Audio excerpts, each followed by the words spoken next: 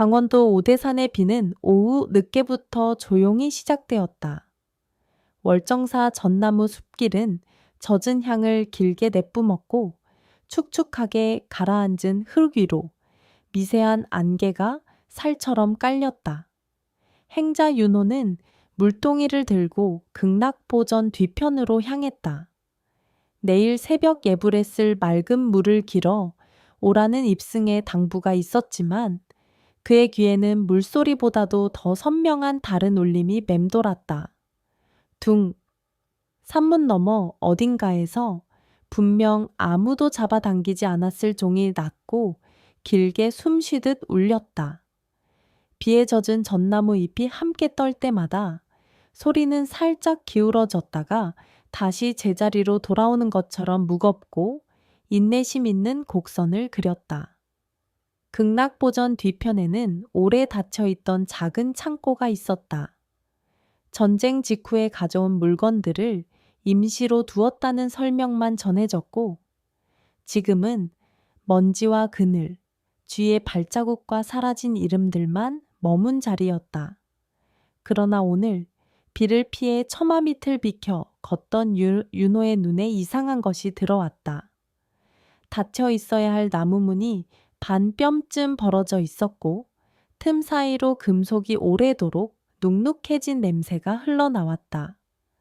바람이 문을 흔들 때마다 마치 누군가 깨어나길 기다리는 듯 안쪽에서 억눌린 광택이 가볍게 번쩍였다. 윤호는 잠시 망설였으나 알 수 없는 끌림이 발을 안쪽으로 밀었다. 종소리는 멀어지지 않고 등을 천천히 밀어주었다. 창고 안은 어둡지 않았다. 틈새로 스민빛이 먼지를 헤집으며 낮은 안개처럼 떠 있었고 그 가운데 키만한 청동 거울이 혼자 서 있었다. 둘레에는 파도 같은 무늬와 못 알아볼 듯 낡아버린 범자, 저반지 잎가 얕게 둘러있고 표면은 오래된 물처럼 탁해 보이면서도 이상하게 깊었다. 빗물이 첨에서 떨어져 문턱을 적실 때마다 거울 표면에 잔물결 같은 떨림이 스쳤다. 윤호는 물동이를 내려놓고 한 걸음 다가섰다. 그는 자기 얼굴을 확인하려 했지만 거울은 얼굴을 주지 않았다. 그 안쪽에서 열리는 것은 지금 여기의 산사가 아니라 전혀 다른 계절과 공기, 다른 값의 시간이었다.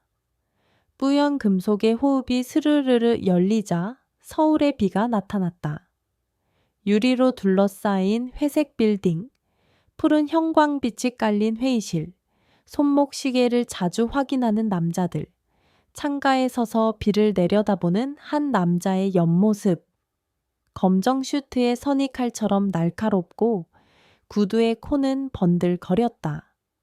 남자의 옆에 놓인 서류철에는 계약이라는 글자가 반복되어 있었고 그의 눈동자는 표정을 따라가지 못한 채 유리창 속 자신의 실루엣을 흘겨보고 있었다. 윤호는 그 남자를 모른다. 그러나 심장이 그 남자의 호흡을 따라갔다. 들숨, 날숨, 들숨. 숫자를 세며 마음속을 다독이는 습관이 놀랍도록 익숙했다.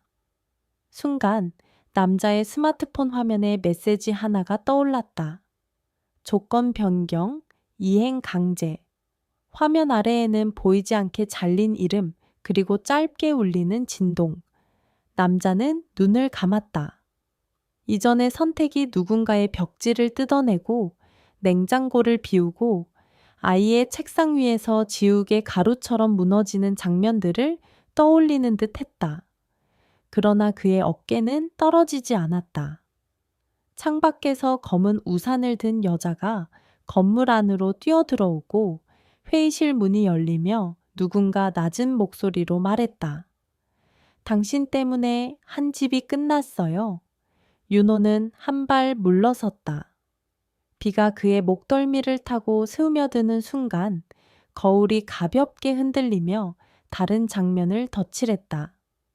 이번에는 횡단보도 앞 신호가 바뀌기 직전 뛰는 작은 신발, 손에 들린 은빛 십자가 목걸이, 와이셔츠 소매 끝에서 떨어지는 물방울, 그리고 브레이크 소리. 화면은 바로 직전에 멈추듯 어두워졌다. 숨을 멈춘 채 누군가의 삶이 미끄러지는 경계선에서 둥, 또 한 번 종이 울렸다. 창고 밖, 누가 잡아당긴 것도 아닌데 사너리를 타고 올라오는 낮은 울림이 거울의 금속결을 흔들며 윤호의 가슴뼈를 두드렸다. 소리와 함께 아주 작은 산청색의 뱀이 벽 틈에서 얼굴을 내밀었다가 물처럼 사라졌다. 서늘한 시선이 발목을 스치고 지나가자 윤호는 뜬모를 전율을 삼켰다. 거울을 보았느냐. 등 뒤에서 들려온 목소리는 젖은 나무처럼 따뜻했다. 무견 스님이었다. 스님의 장삼 끝은 이미 비를 머금고 더 무거워져 있었고 눈빛은 빛 속의 전나무처럼 흔들림 없이 깊었다. 윤호는 고개를 끄덕였다. 제 얼굴은 없었습니다. 스님은 미소도 한숨도 아닌 표정으로 거울을 바라보았다. 그 거울은 오래전 칼을 녹여 만들었다 전해진다. 사람을 겨누던 쇠조각들을 모아 범종 소리로 찌꺼기를 가라앉히며 부어 만들었지. 그래서 얼굴보다 길을 비춘다. 지금이 아니라 외면하고 지나쳐온 혹은 끝내 가지 않았던 길. 윤호는 말없이 손을 모았다. 그 길들 중 하나가 방금 회색 도시의 창문에 기대서 있지 않았던가. 산사에 오기 전 그는 법학과 학생이었다. 빚은 늘고 마음은 텅 비고 눈은 더 얇아졌다. 도망치듯 산으로 올라온 날 전나무 숲이 처음으로 그를 멈춰 세웠다. 만약 그 숲을 지나쳐 그대로 도시로 돌아갔다면 오늘 거울 속 남자의 양복이 그의 어깨를 감싸고 있었을까? 스님, 방금 종소리는 무견 스님은 대답하지 않은 채 거울의 가장자리를 손가락으로 한번 쓸었다. 그 순간 표면이 다시 숨을 들이쉬듯 흔들렸고 밤이 열렸다. 이번에는 산사의 비탈길이 비쳤다. 마을에서 올라오는 굽은 길 끝, 젖은 바위 옆에서 어린 소녀가 우산을 접고 서 있었다. 그녀의 귀 뒤로 젖은 머리카락이 붙어 있었고 가슴께에는 빛이 바랜 작은 십자가가 매달려 있었다. 소녀가 고개를 숙이는 사이 목걸이에 잠금쇠가 풀려 은빛이 바위 틈으로 미끄러졌다. 소녀가 몸을 숙여 손을 뻗었다. 아슬아슬하게 잡힐 듯 말 듯 비탈 아래로 반짝임이 굴러 떨어졌다. 화면이 따라 내려가자 오래전에 큰 비가 떠내려 보냈다는 목교가 물 위에서 위태롭게 흔들리고 있었다. 비는 더 거칠어졌고 안개는 발목을 한번 감쌌다가 흩어졌다. 소녀는 주저하다가 결국 다음 발을 내딛었다. 그때 화면이 스치듯 흔들리더니 사라졌다. 윤호는 참았던 숨을 내쉬었다. 오늘 밤일까요?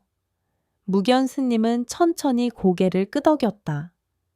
거울은 이미 지나간 일을 세밀하게 보여주지 않는다. 우리가 아직 뻗을 수 있는 손, 아직 바꿀 수 있는 길, 아직 울릴 수 있는 종의 순간을 비춘다. 스님의 목소리는 낮았지만 단정했다. 밖에서 백구가 한번 짖었다. 비 맞은 털에서 흙냄새가 퍼졌고 전나무 끝에서 까치가 두어 번 짧게 울었다. 산바람이 처마 끝을 쓰다듬고 지나가자 잠깐 바람의 골 속에서 호랑이가 숨을 들이쉬는 소리 같은 것이 스쳤다. 윤호는 고개를 들었다. 호랑이는 보이지 않았으나 산은 분명히 누군가의 발걸음을 듣고 있었다. 창고에서 나오자 비는 조금 수그러들었고 어둠은 더 단단해졌다. 마당 한쪽 연등줄에 빗방울이 맺혀 별자리처럼 반짝였다. 윤호의 발치까지 따라 나온 백구가 젖은 코로 그의 손등을 건드리고는 종각 쪽으로 먼저 걸었다. 종각 아래의 선이, 밤벌레 소리에 섞여 잔향처럼 남아있던 금속의 숨결이 아직 가늘게 떨렸다. 아무도 줄을 잡아당기지 않았는데도 그 여운은 마치 누구의 맥박처럼 고요하게 이어졌다. 윤호는 양손을 합장한 채 자신도 모르게 종각의 그림자를 들숨과 날숨으로 헤아렸다.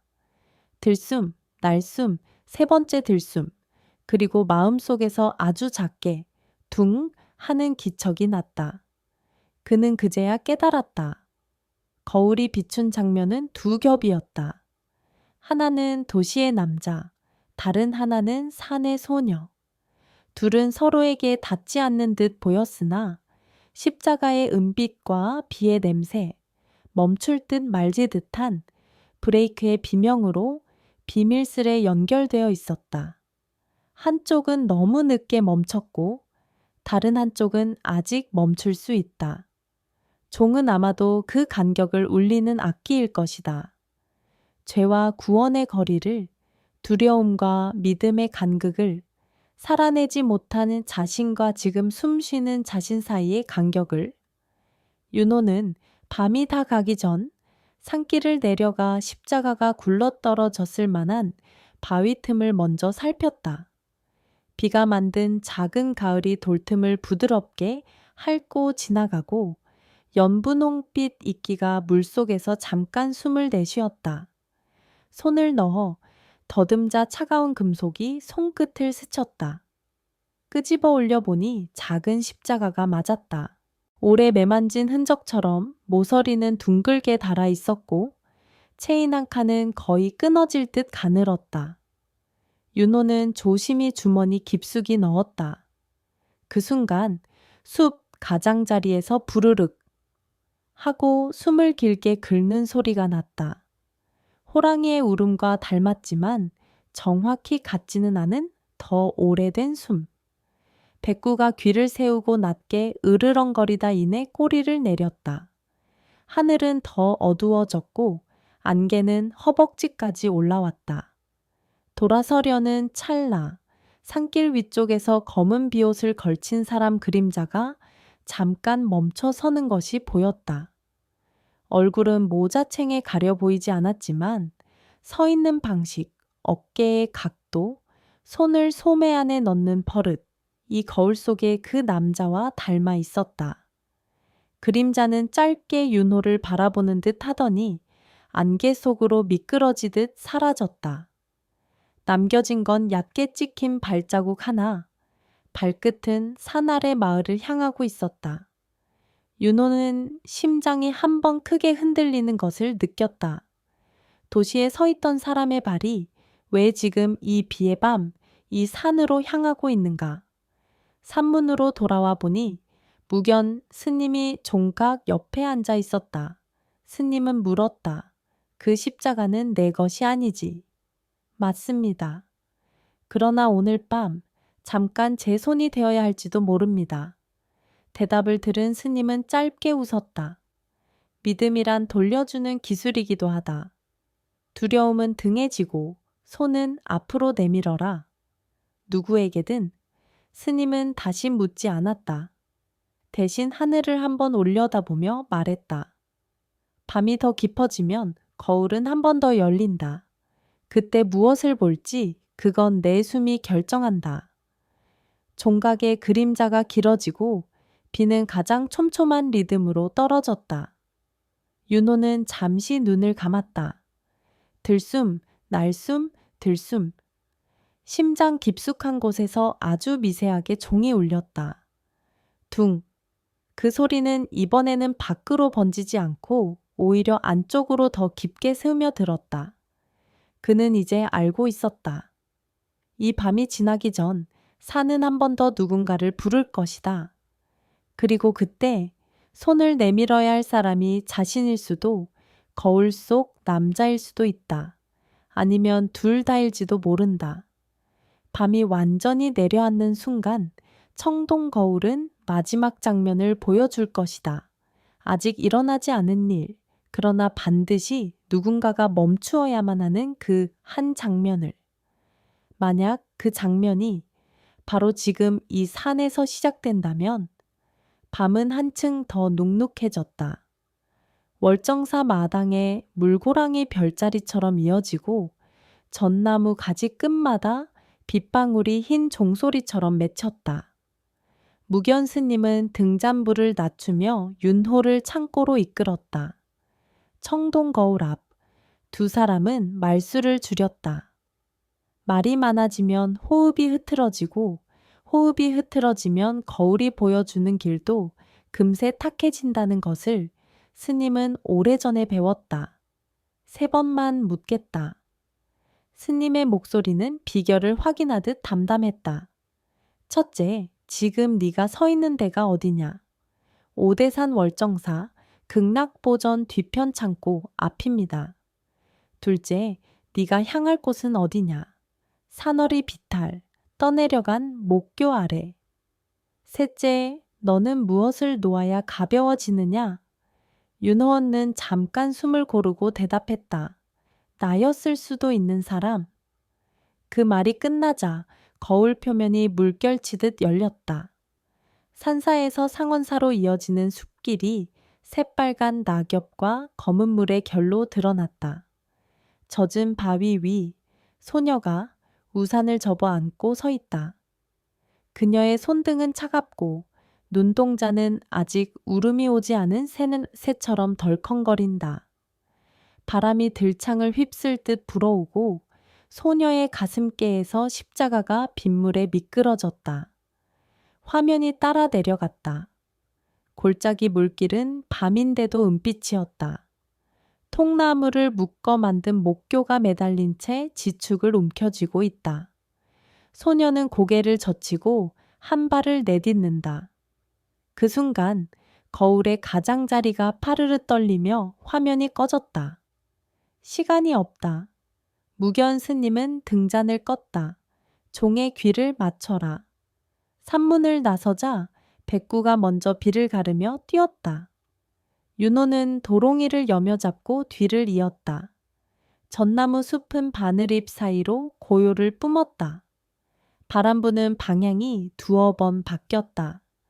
첫 번째 바람은 서늘하게 등을 밀었고 두 번째 바람은 앞에서 막아섰다. 세 번째 바람이 등뼈를 따라 내려오자 멀리서 둥 하는 소리가 대지 밑에 혈관처럼 울렸다. 종은 분명 아무도 잡아당기지 않았는데 울렸다. 백구가 그 소리에 맞춰 2번 짖고는 숲의 어둠으로 곧장 파고들었다. 갈림길에서 윤호는 잠시 멈췄다. 오른쪽은 마을로, 왼쪽은 상원사 방향의 가파른 오르막으로 이어졌다. 발치에서 무언가 번개처럼 스쳤다. 산청색의 작은 뱀이었다. 뱀은 그의 발목을 스치듯 지나 왼쪽 산길로 몸을 감추었다. 윤호는 그 뒤를 따라 발을 올렸다. 뱀의 사라짐은 길에 가벼운 사인처럼 느껴졌다. 한참을 오르자 바위와 바위 사이에 작은 산신당이 나타났다. 돌을 폭에 쌓은 탑 위에 젖은 삼배가 얹혀 있었다. 누군가 남긴 듯한 촛농 자국이 바람에 식어 흰 껍질로 굳어 있었다. 윤호는 짧게 합장했다. 가게 해 주십시오. 그때 숲 아래쪽에서 푸득푸득 날개를 털며 솟구치는 소리가 났다. 어둠 속에서 올빼미 한 마리가 저공으로 미끄러져 지나갔다. 올빼미는 소리를 내지 않았다. 그러나 그 침묵이 길을 열었다. 비탈 끝을 돌자 갑자기 시야가 훤히 트였다. 아래로 떠내려가는 물과 목교, 그리고 그 앞에서 우왕좌왕하는 소녀의 어깨가 보였다. 그녀의 이름이 무엇인지 윤호는 알지 못했지만 목소리의 높이를 알고 있었다. 기다려. 그가 외치자 소녀가 번쩍 고개를 들었다. 눈빛이 멀리서도 흔들렸다. 윤호는 뛰었다. 바위 틈마다 이끼가 미끄러웠고 헛디딜 때마다 종소리가 속으로 잠겼다. 들숨, 날숨, 들숨. 종소리가 심박을 맞춰줬다. 잡아! 윤호가 손을 내밀었고 소녀가 반사적으로 손을 뻗었다. 손과 손이 닿는 찰나 바람이 물러나며 거짓말처럼 고요해졌다. 그러나 다음 순간 목교의 한 가닥이 툭 끊어졌다. 윤호는 단단한 바위에 왼쪽 무릎을 부딪히며 몸을 낮춰 소녀를 자신의 쪽으로 당겼다. 백구가 어디선가 뛰어와 소녀의 뒤에서 짖으며 등을 밀었다. 세 몸이 한순간 한 점으로 모였다가 다시 땅 위로 흩어졌다. 살아있는 점, 살아있는 흩어짐. 위험이 지나가자 뒤늦은 통증이 찾아왔다. 무릎에서는 따뜻한 것이 흘러내렸지만 비가 금세 지워버렸다. 소녀는 떨리는 손으로 십자가를 움켜쥐었다. 체인이 한 칸 끊어질 듯 흔들렸다. 괜찮아? 윤호가 말했다. 지금은 괜찮아. 종이 들렸어요. 소녀가 겨우 소리를 냈다. 누가? 울렸나요? 윤호는 대답하지 못했다. 그때 숲 가장자리에서 검은 우비가 움직였다. 어젯밤 안개 속에 서 있던 그림자, 이번에는 더 가까웠다. 그는 모자챙을 젖혀 얼굴을 드러냈다. 놀랍게도 묘하게 익숙한 이목구비. 윤호와는 닮지 않았지만 어쩐지 같은 문장에서 다른 단어를 보는 듯한 기분, 같은 리듬, 다른 의미. 늦지 않았군요. 남자가 숨을 고르며 말했다. 목소리는 도시의 창문처럼 매끈했지만 어딘가 금이 가 있었다. 그는 윤호와 소녀를 번갈아 보더니 조심스럽게 고개를 숙였다. 저는 여기까지 오느라 시간이 걸렸습니다. 누구십니까? 윤호의 말은 단순했지만 물음은 여러 겹이었다. 왜 지금? 왜 이 산? 왜 이 아이? 남자는 대답 대신 주머니에서 젖은 봉투 하나를 꺼냈다. 비에 번진 명함이 여러 장 들어있었다. 그중 하나가 흙으로 떨어졌다. 한윤호, 법무법인, 도시정비팀. 윤호는 굳어버렸다. 윤호라는 같은 이름. 단지 순서만 다를 뿐 같은 글자들이 낯선 직함과 붙어 있었다. 소녀가 명함을 쳐다봤다. 그녀의 눈이 작게 수축했다. 엄마가 이 이름을 싫어했어요. 남자가 눈을 감았다. 압니다. 남자는 떨리는 손으로 또 다른 종이 뭉치를 내밀었다. 분양 계약서 사본, 명도 소송 통지서, 그리고 마지막 장, 자진 철거 합의서. 내가 서명했어요. 그는 마치 판결을 읽듯 담담하게 말했다. 비 오는 날이었고 서명한 뒤 창밖에서 우산 든 여자를 봤지요. 그날 저 멀리서 아이가 뛰다 넘어졌고 택시는 멈출까 말까 잠시 고민했어요. 저는 그냥 창문을 닫았습니다. 그의 입술이 핏기 없이 말랐다. 종소리를 들은 건 그 다음부터였습니다. 도시에서는 들릴 수 없는 소리인데 밤마다 분명히 울렸습니다. 가라? 그렇게 말하는 듯 했어요. 백구가 남자에게서 한 걸음 물러나 나에게 으르렁거렸다가 이내 짖음을 거두었다. 짖음이 기억을 물러나게 한 것이다. 남자는 손바닥을 펼쳐 보였다. 굳은 살과 잉크 자국 사이에 얇은 금속의 흔적이 눅눅하게 비쳤다. 오늘 오전 진곡의 장터에서 이 아이 엄마를 보았습니다. 저는 자초지종을 말하려 했고 돈을 돌려주려 했고 서류를 찢으려 했습니다. 그런데 말하지 못했어요. 말하는 대신 여기로 올라왔습니다. 종소리가 이쪽을 가리켰거든요. 소녀는 침묵했다. 그녀의 눈동자는 아직 울음이 오지 않았다. 대신 물의 무게가 고여 있었다. 윤호는 소녀에게 십자가를 채워주었다. 끊어질 듯하던 체인 고리를 자신의 묵주 끈으로 매어 임시로 봉합했다. 그 매듭은 허술했지만 그 밤에 필요한 당김을 견디기에는 충분했다. 소녀가 아주 작게 고개를 숙였다. 고맙습니다. 멀리서 천둥이 한번 굴렀다.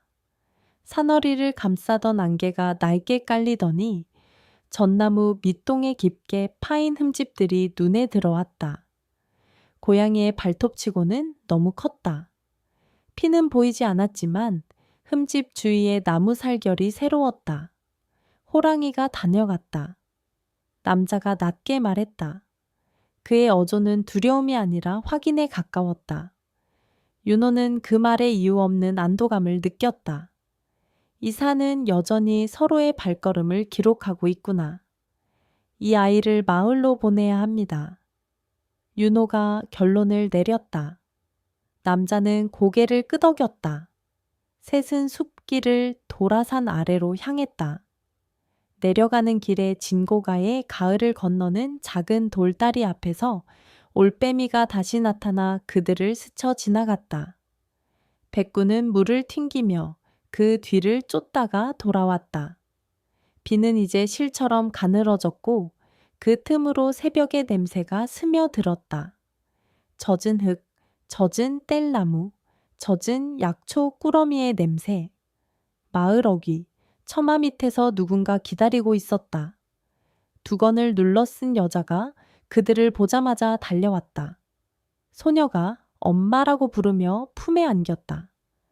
여자의 어깨가 크게 들썩였다. 그 위로 빗방울 대신 뜨거운 김이 올랐다. 남자는 두 사람에게 다가가지 못하고 한 발짝 물러섰다. 그의 손에 들린 봉투가 축축이 젖어 절반쯤 투명해졌다. 그는 봉투를 조용히 땅에 내려놓고 뒤로 물러났다. 여자가 그를 보았다. 눈이 가늘어졌다가 이윽고 다시 소녀에게로 돌아갔다. 지금은 묻지 않는 시간이었다. 그때 둥 종소리가 또 한 번 울렸다. 이번에는 더 가까웠다. 모두가 산을 돌아보았다.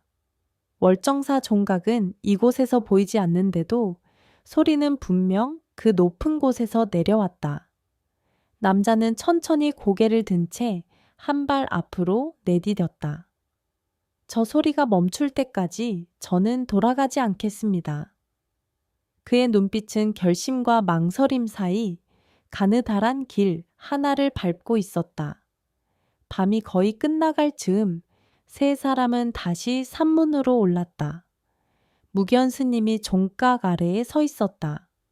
스님은 아무 말 없이 남자에게 합장을 했다. 남자는 그 인사에 제대로 답하지 못했다. 대신 청동 거울이 있는 창고로 스스로 걸음을 옮겼다. 거울 앞에 서자 금속의 표면이 한번 아주 깊게 숨을 들이켰다. 그리고 열렸다. 첫 장면은 도시였다. 낮게 깔린 구름, 회색 도로, 빌딩 유리벽에 찍힌 사람들의 그림자.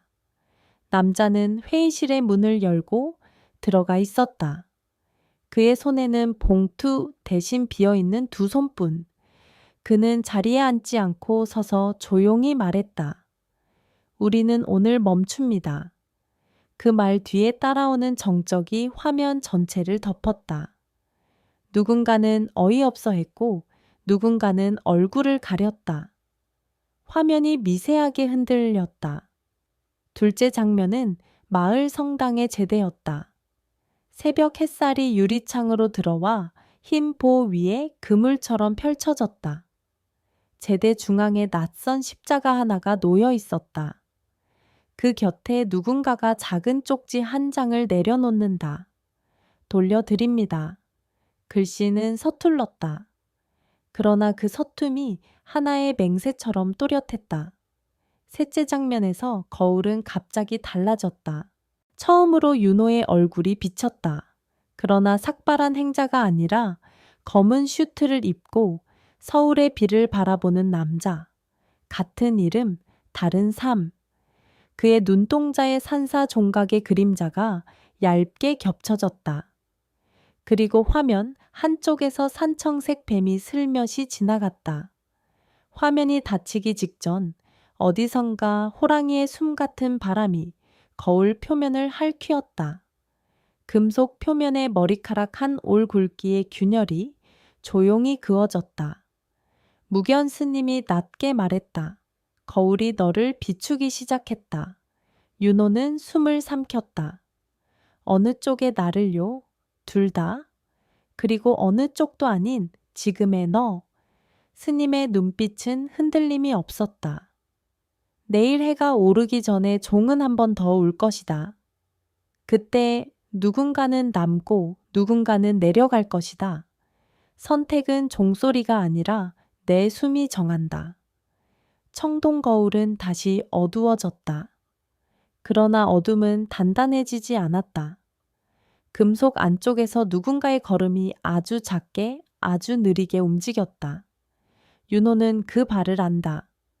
어젯밤 비에 젖은 전나무 뿌리를 밟던 자기 발, 그리고 도시에 서서 브레이크를 망설이던 다른 발. 두 발이 한 사람의 가슴에서 만나는 소리가 지금 막 둥 하고 울릴 듯했다. 새벽 종이 마지막으로 울릴 때 거울은 한 장면만을 남길 것이다. 누가 산에 남고 누가 도시로 내려가는가. 그리고 종을 누가가 아니라 어디에서 울리는지 드디어 밝혀질 것이다. 새벽 직전 산은 가장 깊은 숨을 쉬었다. 월정사 마당의 고인물은 검푸른 하늘을 얇게 떠받들었고 전나무 숲은 누군가의 귓속말처럼 잎들을 맞부딪혔다. 비는 그쳤으나 안개는 더 낮아져 땅과 하늘 사이 경계마저 반쯤 지워 놓았다. 윤호는 무견스님, 그리고 검은 비옷의 남자와 함께 극락 보전 뒤 창고로 향했다. 백구가 앞장서다가 때때로 뒤돌아보며 세 사람의 걸음을 맞춰 주었다. 발밑의 흙은 축축했지만 어딘가 다짐처럼 단단했다. 창고 문을 밀자 청동 거울이 어둠 속에서 얕게 빛났다. 밤새 더 오래된 금속의 숨을 품은 듯 표면은 차갑지 않았다. 무견 스님이 낮게 말했다. 해가 오르기 전에 종은 한 번 더 올 것이다. 그 소리가 너희 둘의 심장 안에서 동시에 나게 될 때 거울은 마지막 장면을 열어줄 것이다. 스님은 두 사람을 번갈아 보았다. 누가 산에 남고 누가 내려갈지는 거울이 아니라 내 숨이 정한다. 남자는 비옷을 벗어 벽에 걸고 얇게 떨리는 손으로 머리칼을 뒤로 넘겼다. 어젯밤보다 그의 눈빛은 덜 흔들렸지만 더 깊었다. 스님은 거울 앞에 작은 등잔을 하나 켜고 불꽃을 최대한 낮췄다. 흔들림 없는 불이 거울로 새우며들자 금속 표면이 아주 미세하게 들숨을 쉬었다. 윤호와 남자는 거울에서 방얼음 떨어져 섰다. 그 순간 바깥에서 바람이 한번 지나가고 먼 능선 어딘가에서 둥 하는 소리가 땅 밑에 실핏줄처럼 스며들어 창고 바닥을 타고 올라왔다. 거울이 열렸다. 첫 화면은 강원, 평창 진부역 근처의 아침 풍경이었다. 진부 5일장 골목 어귀, 젖은 비닐 천막에서 김이 새어 나오고 장터 상인들이 철제 트럭에서 상자를 내리고 있었다. 화면은 장터를 지나 군청 회의실로 이어졌다.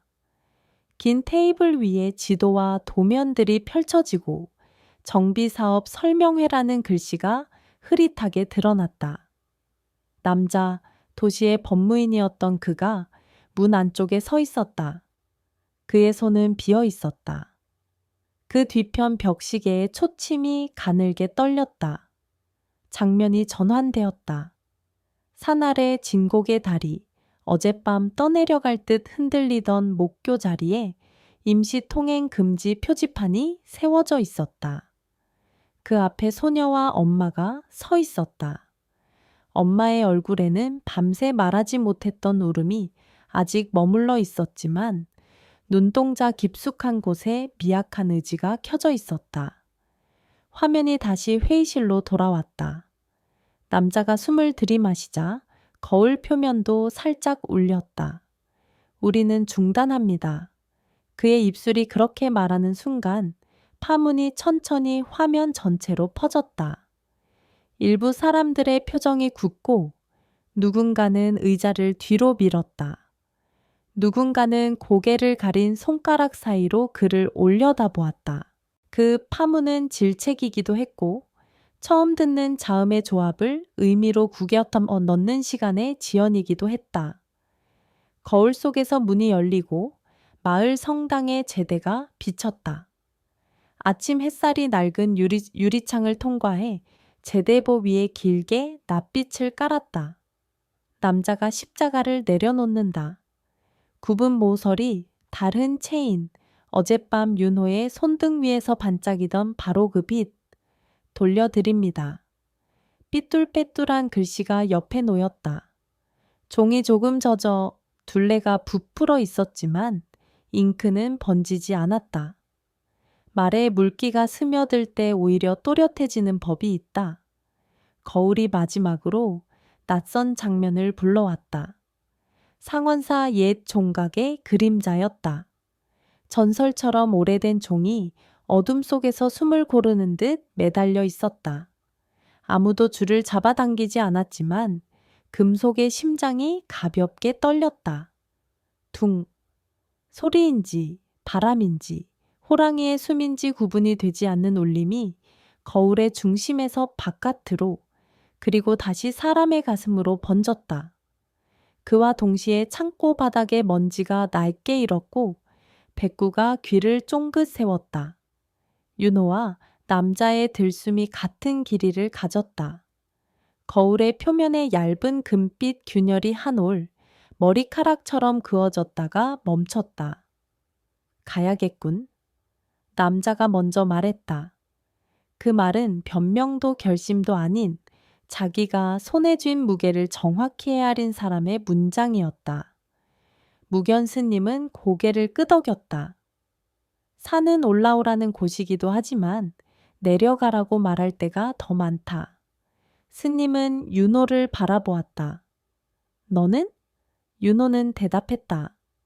저는 남겠습니다. 여기서 울리는 소리가 누군가의 걸음까지 닿도록 숨을 맞추겠습니다. 스님은 미소를 지으면서도 짧게 경책했다.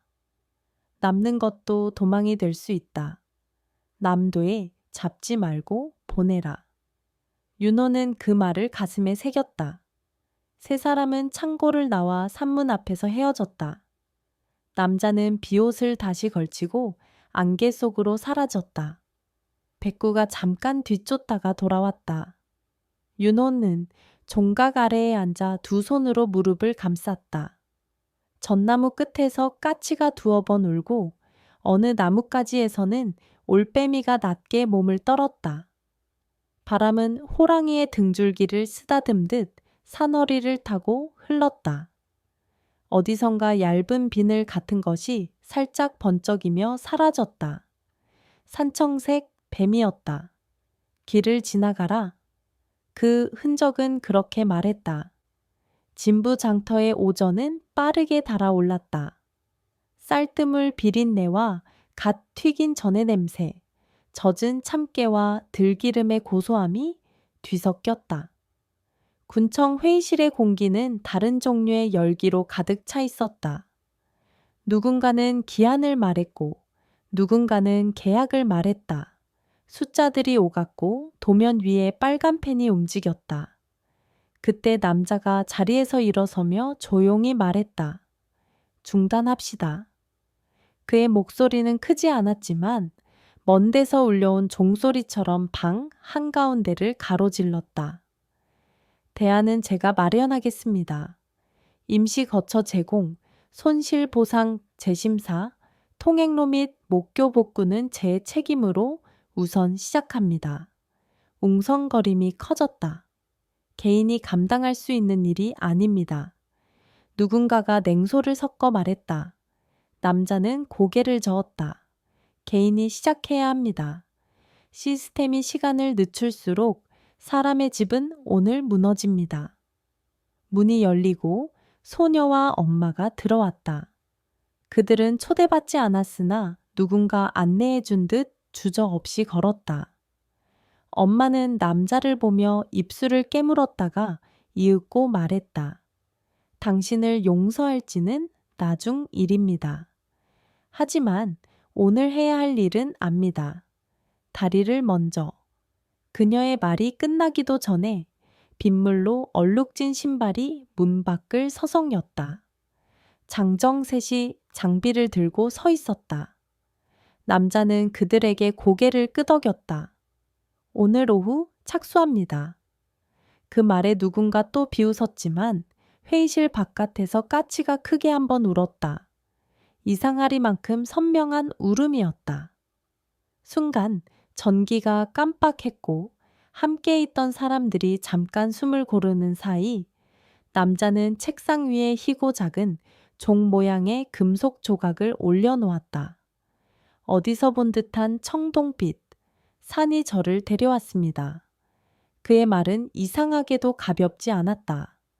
그날 오후 마을 가을께는 임시 목교를 얹을 골재와 통나무가 모였다. 남자는 신발을 벗고 물속으로 들어가 기둥을 잡았다. 물은 차가웠고 돌은 미끄러웠다. 소녀가 멀찍이서 지켜보았다. 그녀의 손목에서 십자가가 흘리지 않는 물처럼 조용히 흔들렸다. 어스름 무렵 첫 번째 판자가 얹혔다.